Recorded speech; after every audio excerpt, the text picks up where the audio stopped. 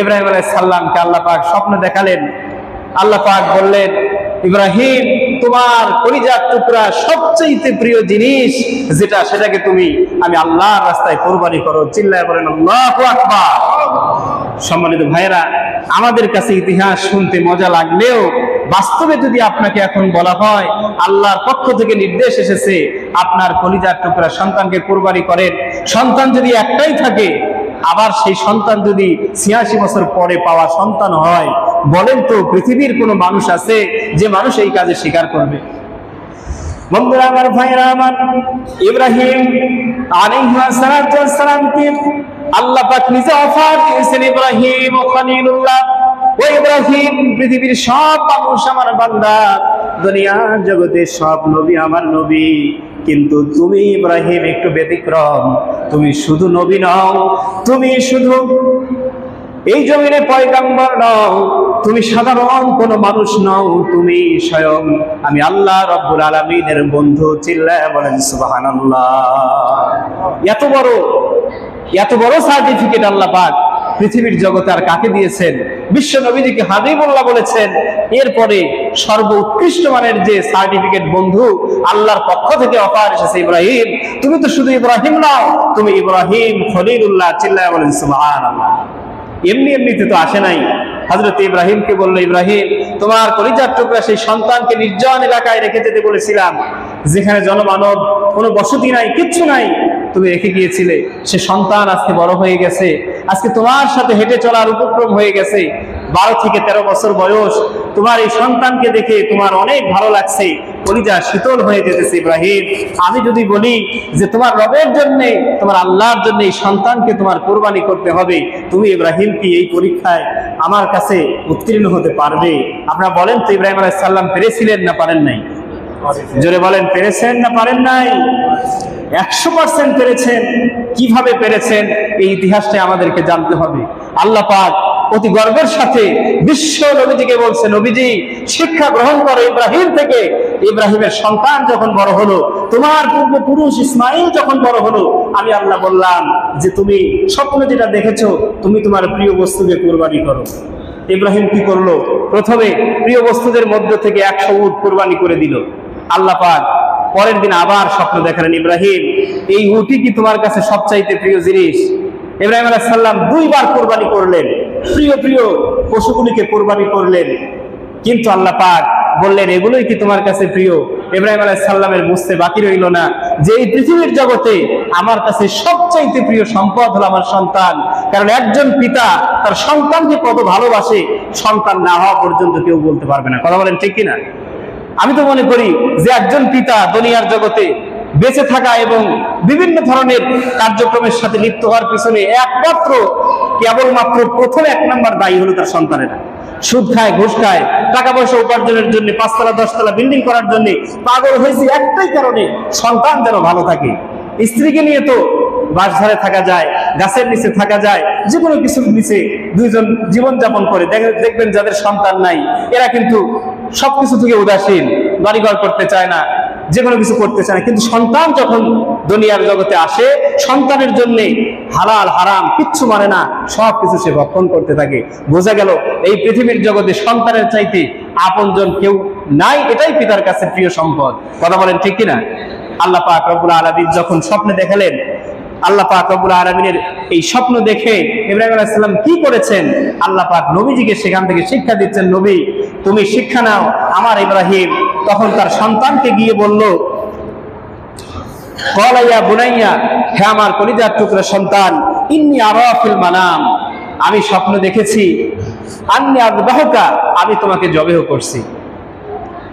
বন্ধুরা আমার, ভাইরা আমার, 13 বছরের এই সন্তান তেমন কিছুই বোঝে না। সন্তানকে আল্লাহ পাক রব্বুল আলামিন চিরদিনের জন্য সারা পৃথিবীর সমস্ত মানুষের কাছে স্মরণীয় করে রাখবেন, এটাই ছিল আল্লাহ পাক রব্বুল আলামিনের পরিকল্পনা। আল্লাহ পাক রব্বুল আলামিন যেমন বাপকে দিয়েছেন, তেমনি সেরকম আনুগত্যশীল একটি সন্তান আল্লাহ পাক তাকে দিয়েছেন। পিতা ইব্রাহিম খলিলুল্লাহ আর সন্তান ইসমাঈল জবিহুল্লাহ। আল্লাহর বান্দাকে যখনই বলা হয়েছে তোমাকে জবাই করছি, এটা আমি দেখতেছি, এই প্রসঙ্গে তোমার মতামত কি?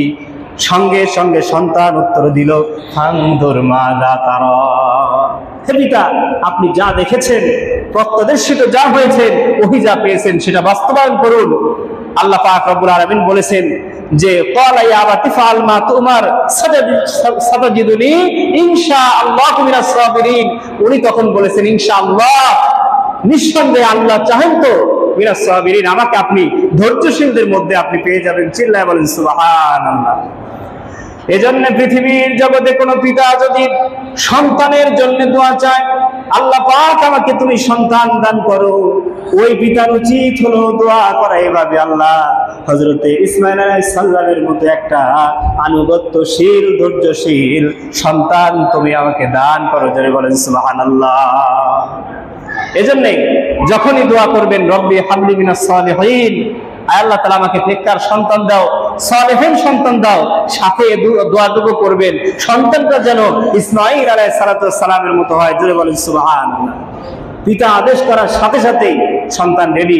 আজকে সমাজে পিতারা অসহায় সন্তানের কাছে, কথা বলেন ঠিক কিনা? সন্তান বড় হয়ে গেছে, ছোটবেলা থেকে সে আদর্শে সন্তানকে গড়ে তুলতে পারে নাই। এখন পিতা বলে ডান দিকে যেতে, সন্তান বলে আমি বাম দিকে যাব। পিতা বলে জুব্বা পরো, পাঞ্জাবি পরো, মসজিদে যাও, সন্তান ডিস্কো ড্রেস পরে সে চলে যায় আজকে বিভিন্ন রকম কনসার্টে, বিভিন্ন রকম হই হল্লা উল্লাসের মধ্যে। পিতা সন্তান তো নিজে বিপদগামী হয়েছেই, পিতাকেও সন্তান জাহান্নামের কাঠগড়ায় দাঁড় করাচ্ছে। পবিত্র কোরআন এ প্রসঙ্গে বলে, সন্তান কাল কিয়ামতের দিন বলবে, ক্বালু রব্বানা, হে আমার প্রতিপালক, ইন্না আতা'না সাদাতানা, আমাদের যারা অভিভাবক ছিলেন, আমার পিতা থেকে শুরু করে নেতা নেতৃত্ব যারা আমাদেরকে দিয়েছেন, পরিচালনা করেছেন, গাইড করেছেন, ওয়াকুবারানা ফাআদাল্লুনা সাবিলা, আদাল্লা দল্লু, তারা আমাদেরকে পথভ্রষ্ট করেছে, বিপদগামী করেছে, আমাদেরকে খারাপ রাস্তায় তারা ঠেলে দিয়েছে। সুতরাং রব্বানা, হে আমাদের প্রতিপালক, আতিহিম বিআফাইনি মিনাল আযাব, আমাদেরকে যদি একটা আযাব দেন, আমাদের এই অভিভাবকদেরকে আপনি দ্বিগুণ আযাব দিবেন। নাউযুবিল্লাহ।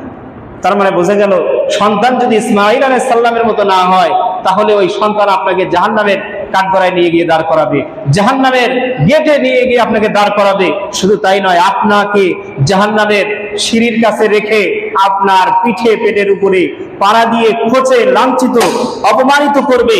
করার পরে এই সন্তান আপনাকে সাথে করে নিয়ে জাহান্নামে যাওয়ার প্রস্তাব দিবে আল্লাহর কাছে। আল্লাহর ভাষা এটা, কথা বলেন ঠিক কিনা? তাহলে সন্তান চাইতে হবে হযরত ইসমাঈল আলাইহিস সালামের মতো। ইসমাঈল আলাইহিস সালাম সম্পর্কে আল্লাহ পাক নিজে বলেছেন যে, হে নবী, আপনি আপনার পূর্বপুরুষ ইব্রাহিম এবং তার কলিজার টুকরা সন্তান ইসমাঈল, যিনি আপনার পূর্বপুরুষ পূর্ব পিতা যিনি ইসমাঈল সম্পর্কে শোনেন, সে তো একজন ধৈর্যশীল নবী ছিলেন। আল্লাহ পাক রব্বুল আলামিন তাকে স্মরণীয় করে রেখেছেন। কিয়ামত পর্যন্ত ইব্রাহিম আলাইহিস সালাম এবং ইসমাঈল আলাইহিস সালাম দুইজনে তারা মুসলিম উম্মাহ নয়, সারা পৃথিবীর সমস্ত মানুষের কাছে চির স্মরণীয় হয়ে থাকবেই থাকবে। জোরে বলেন কথা ঠিক কিনা? সম্মানিত ভাইরা, সেই কুরবানির ঈদ আজকে। কুরবানির ঈদে আমাদের প্রিয় বস্তুটাকে জবাই করতে হবে, আমাদের অন্তরের মধ্যে যেন আঘাত লাগে। এজন্য সাধ্য অনুযায়ী আগামী বছর থেকে চেষ্টা করবেন নিজে একটি পশু ক্রয় করে কিনে সেটাকে লালন পালন করার। একটা ছাগল দেন, একটা খাসি ছাগল দেন, অথবা একটা ভেড়া দেন বা একটা গরু দেন, যেটাই দেন সেটাকে আপনি লালন পালনের চেষ্টা করবেন। তাহলে ওর উপরে মহব্বত বাড়বে। যখন আল্লাহর জন্য কুরবানি করবেন, আল্লাহ পাকের কাছে ওই বিষয়টা বেশি ভালো লাগবে। আল্লাহ পাক আপনার কুরবানিটাকে গ্রহণ করবেন। সুবহানাল্লাহ। সম্মানিত ভাইরা, আল্লাহ পাক বলেন, কুরবানির এই যে পশু, এই পশুর মধ্যে আমি আল্লাহ তাআলা কল্যাণ নিহিত রেখেছি। আল্লাহ কি নিহিত রেখেছেন? কল্যাণ নিহিত রেখেছেন। আল্লাহ পাক রব্বুল আলামিন সূরা হজের 32 এবং 33 নম্বর আয়াতে বলেন, যালিকা ওয়া মান ইউআযযিম শাআইরাল্লাহি ফাইন্নাহা মিন তাকওয়াল কুলুব লাকুম ফীহা মানাফিউ ইলা আজালিন মুসাম্মা সুম্মা মাহিল্লুহা ইলা বাইতিল আতীক।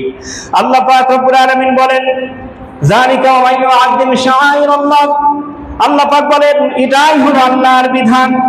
যে ব্যক্তি আল্লাহর নিদর্শন সমূহকে সম্মান করে, নিঃসন্দেহে তার অন্তরের মধ্যে যে তাকওয়া আছে, সেই তাকওয়া থেকেই সেই ব্যক্তি আল্লাহ পাক রব্বুল আলামিনের নিদর্শন সমূহকে স্মরণ করে, আল্লাহ পাক রব্বুল আলামিনের নিদর্শন সমূহকে স্মরণ করে। জোরে বলেন সুবহানাল্লাহ।